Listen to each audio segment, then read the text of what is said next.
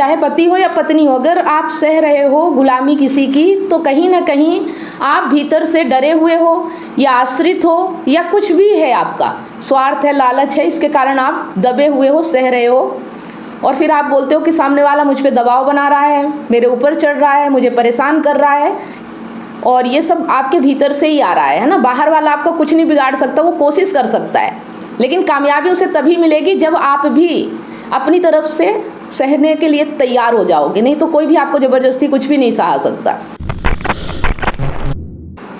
प्रेम पाने की इच्छा हो तो, है ना, अगर प्रेम पाने की इच्छा हो तो क्या होता है, चलिए आज इसको समझते हैं। क्या जीवन में इच्छाएं होनी चाहिए या नहीं, है ना, इस पे हम बात करेंगे कि जीवन में जो हमारी इच्छाएं होती हैं वो होनी चाहिए या नहीं होनी चाहिए, और अगर होनी चाहिए तो कैसी होनी चाहिए। ठीक है, तो यहाँ पे जो जवाब है कि अपने स्वभाव में तुम स्थित हो जाओ।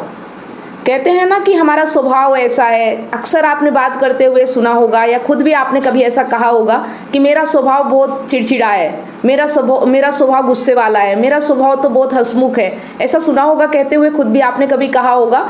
तो स्वभाव क्या है? स्वभाव मतलब जो कि स्वतः आता है ना, जिसमें मतलब ऐसा नहीं होता कि सोचना पड़े, जो ऑटोमेटिक हमारा होता ही है। किसी का नेचर बहुत अच्छा होता है, किसी का नेचर बहुत बुरा होता है, किसी का स्वभाव बिल्कुल हंसमुख होता है, कोई चिड़चिड़ा होता है, कोई गुस्से वाला होता है।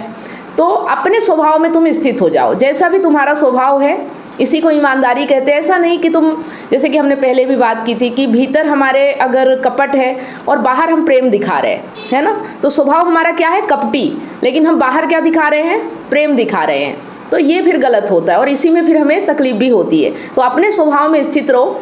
ये इच्छा बुरी नहीं है, इच्छा में फ़र्क होता है, मतलब इच्छा में फ़र्क होता है, अपेक्षा में फ़र्क होता है। अपेक्षा मतलब उम्मीद।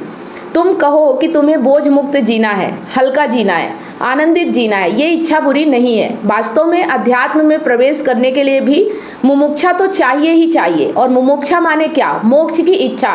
बिना इच्छा के तो काम चलेगा ही नहीं। सवाल ये है कि तुम्हारी इच्छा क्या है। ठीक है, इच्छा तो रहेगी, लेकिन ये इच्छा है क्या?